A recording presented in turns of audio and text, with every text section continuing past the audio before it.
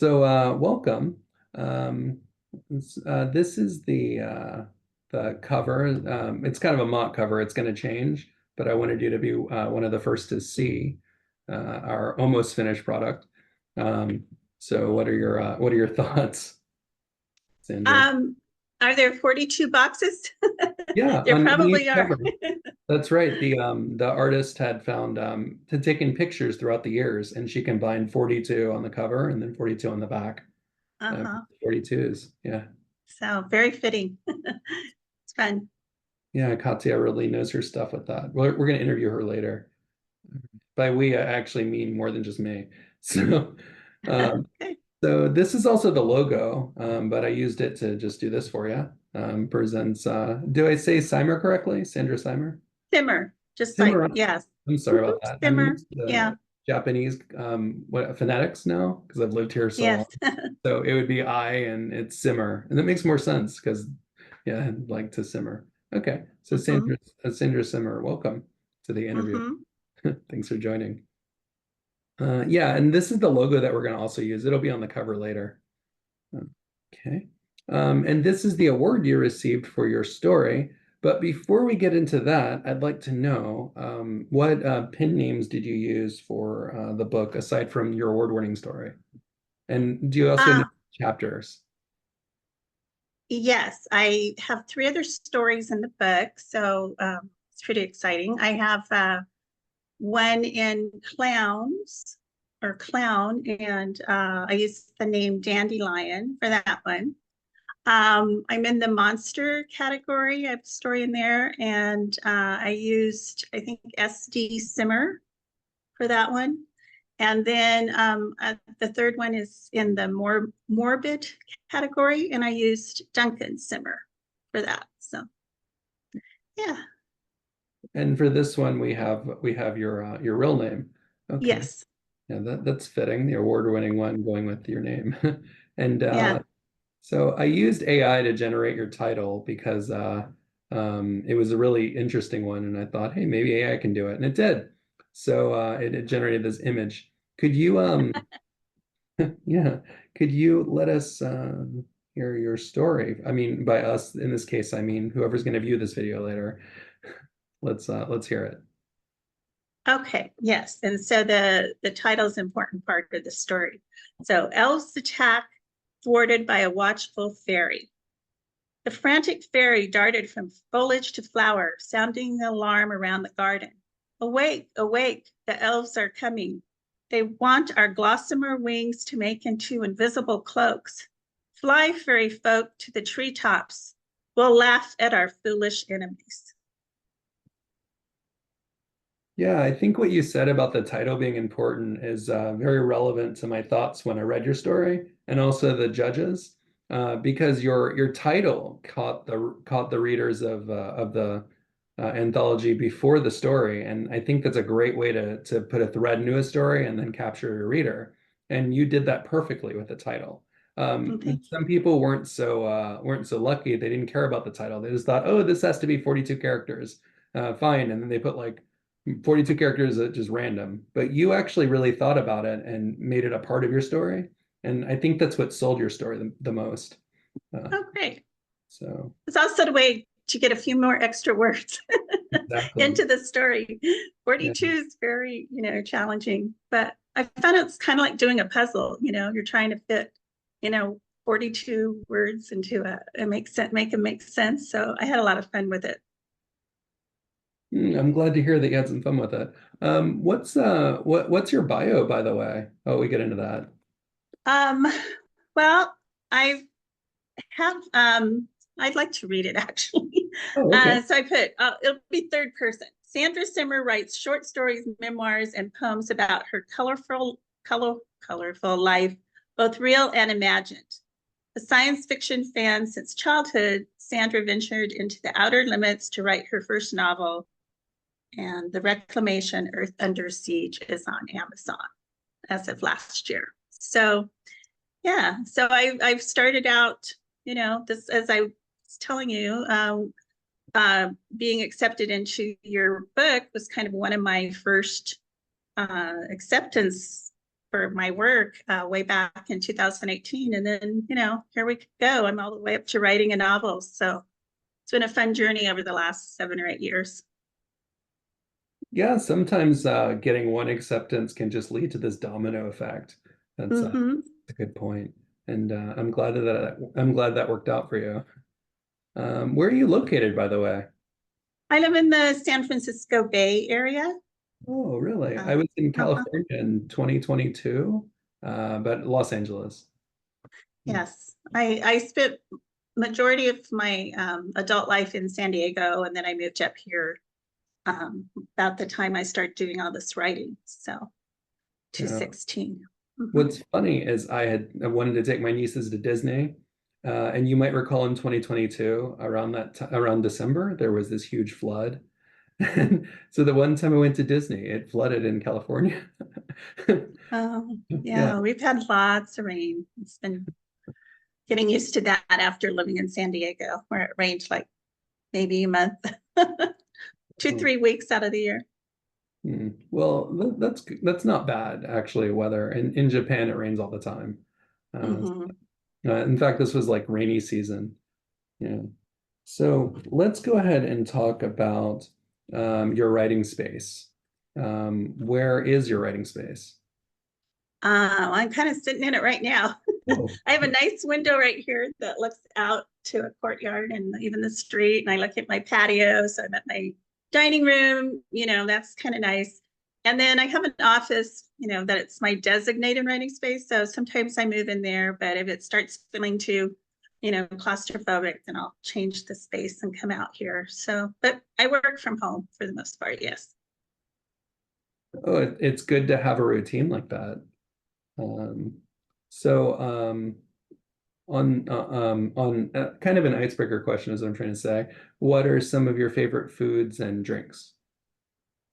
Um, well, because I'm in California, I do like fish tacos Oh, and guacamole. I mean, we have great Mexican food out here, and so and San Diego was the home of Rubio's fish tacos, so I have to put a plug in for that. But I oh, also like coffee when I'm working on, writing a story. I like going out to coffee shops sometimes, but yeah.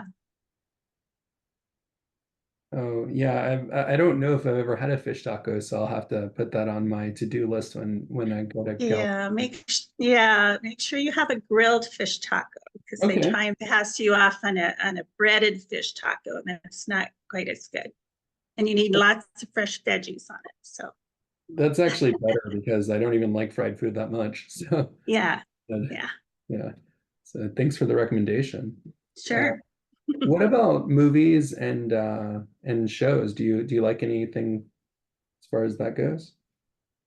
I'm a big movie fan and have been for a long time. And actually, um, my writing has kind of ventured into science fiction, and so some of my favorite shows that I remember from early was Star Trek, Twilight Zone, Outer Limits, the Lost in Space, and then Star Wars, and then watching X Files with my kids, and on you know Dune, all those. So yeah, so I've always been a science fiction fan, and mysteries. But I really like the latest version of Dune that I've seen, and then there's a new science fiction series I think is pretty funny and clever, and it's called Resident Alien. So that's pretty fun. So yeah, but I like a wide range of movies, but yeah, those are some of the earliest ones I know I was fond of. Hmm. I haven't heard of Resident Alien. You said it was funny? Yeah, it's kind of dark humor. And so I'm not sure which, I think I saw it on Netflix, but I'm not sure that it started off there. It's either Netflix or Peacock. They're Kind always of bounce rotating, around aren't between. they? Yeah. So, but I think that's coming up to its fourth series season. So if you can find it somewhere, you can, watch the first ones.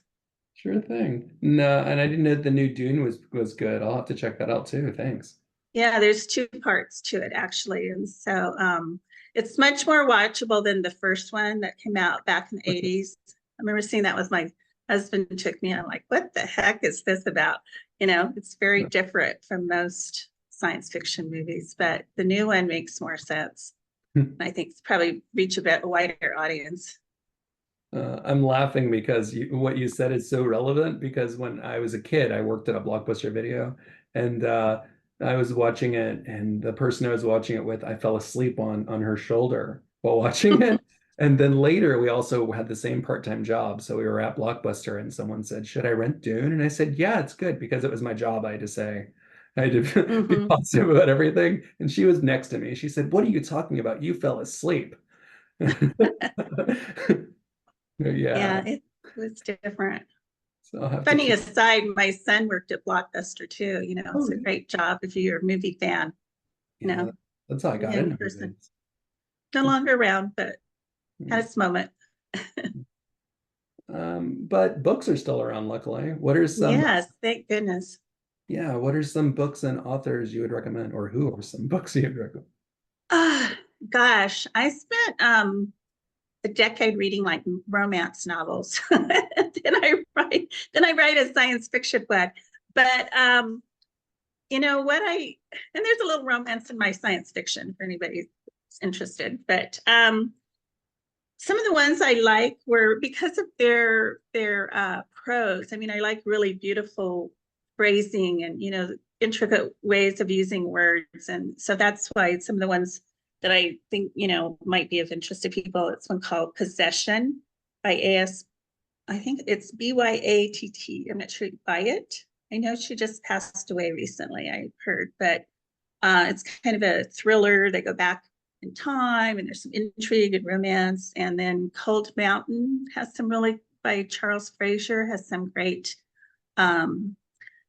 prose in it as well. And so like American Odyssey, and it's really good. These are all older. Edith Wharton, I go back back to the early into 1900s, but she has some really great phrasing.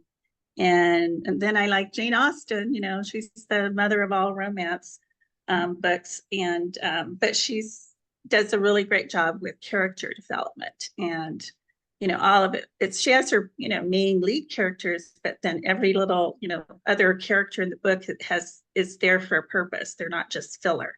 They really add to the story. So it's just I like to kind of examine the way people write as part of my enjoyment of reading. Yeah, Jane Austen is a great reference for any writer who's looking for character development because Mm-hmm. she might have started the No Character Left Behind act because they're Mm-hmm. all important in her books. You're right about that. Uh, Mm-hmm. yeah, I'll have to check out Possession as well. That sounds great. Mm-hmm. But before that, I kind of want to check out one of your books. So, which novels of yours do you recommend? Well, my one and only. I am Oh, working on part two, but it's called The Reclamation Earth Under Siege. that. So, woohoo, there it is.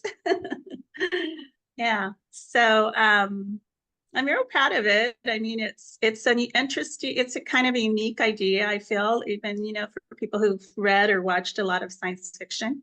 So, and it has a strong female protagonist, and she does have a partner, male partner, her neighbor that, she becomes involved with and helps her solve this mystery of who's taking over, the planet. And so they wake up one morning and it's all happening, and goes on from there for them trying to discover, and then they get captured and they escape, and there's all kinds of action. And so and then like I said, there's a bit of a love story in there too. So, and this is part one of what is going to be a 3-part series. So I'm thinking if someone liked Hunger Games or Divergent series, kind of a little bit along that line as well, but I'm going to have more aliens in part two. So it'll definitely lean towards the sci-fi. And throwing in some aliens and having strong-willed characters is always a plus. It sounds great.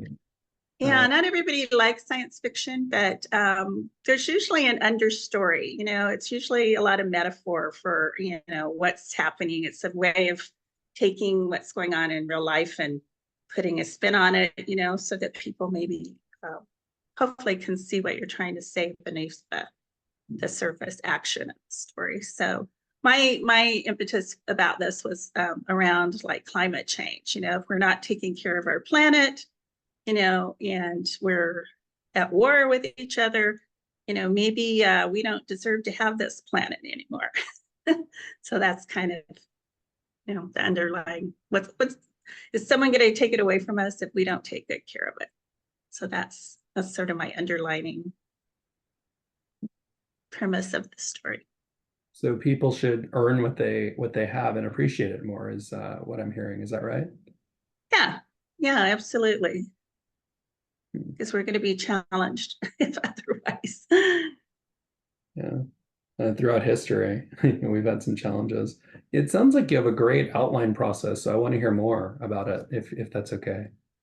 Um, sure. Well, like I said, I really didn't start writing for pleasure or fun or until I was able to. Well, I went kind of had to take an early retirement, and so I'd done a lot of writing as my job, but more like technical writing or professional writing or doing annual reports, grant writing, that type of thing. So not creative writing. So I did take a couple of courses, online courses during the pandemic, and that was really helpful to bring me up to speed. Like I said, I was doing lots and lots of reading, but to just kind of formalize some of the structure and just terms and plot lines and plot points. So I really learned a lot about that. So but I'd already started my book, so I was kind of just flying by the seat of my pants, how that being a pantser at first. And then these courses kind of helped me fine tune and sort of get better ideas. So for my second book, I did outline first, and that's really been helpful. So I just went to coffee shops, sat there, tried to just do a lot of visualization, actually even shut my eyes and thought about, because I do watch a lot of movies, it's like, as I'm writing, sometimes I'm seeing the action taking place, in my mind and writing it. And so I just tried to visualize, where I thought this story might go and making, a couple paragraphs for each chapter and so I've deviated here and there, or sometimes I've made it longer, and what I was going to be chapter 10 is now chapter 13. I mean, it's stretched it out, because once you start writing, you have to put in all this dialogue and such too, so sometimes it stretches it.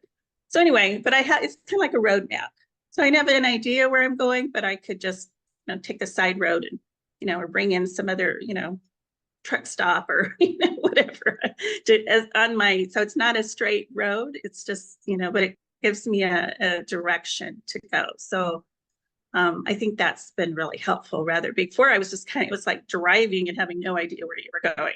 It's like, well, okay, I'll throw in this, I'll throw in that, but this way I have a pretty clear idea how I'm going to get to the end. Yeah, sometimes it's good to have not only flexibility in writing, but also organization and find that balance. So it sounds like you're doing that. So yeah. I try.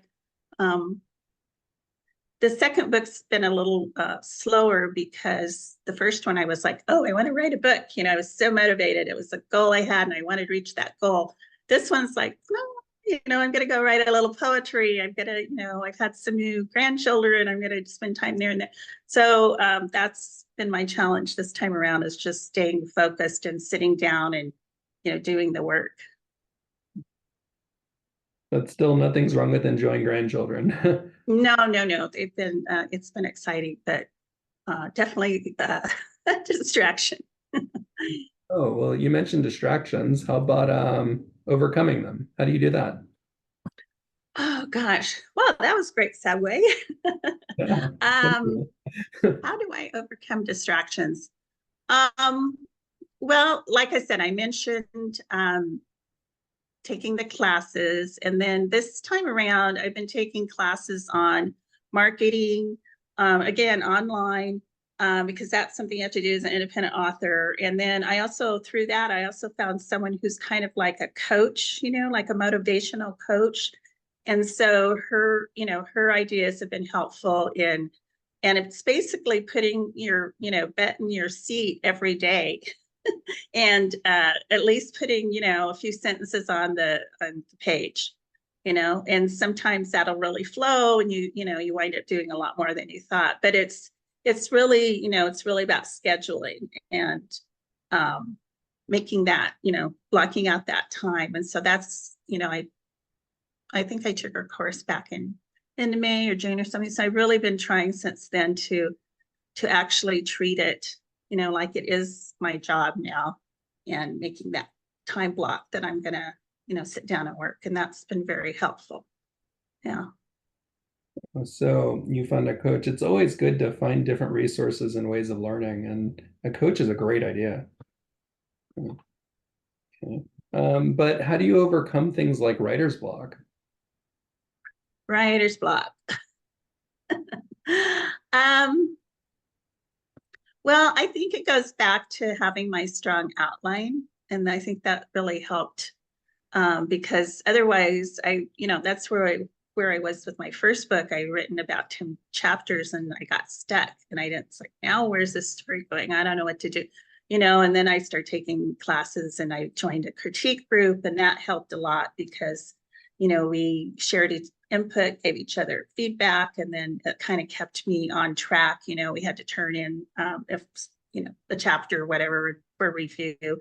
So that helped. So, I think just, getting support from whatever works for you, but don't be afraid to ask for it. Like I said, join a critique group, find a online group, find someone whose class you want to take. So, but don't just sit there and try and, force something, because that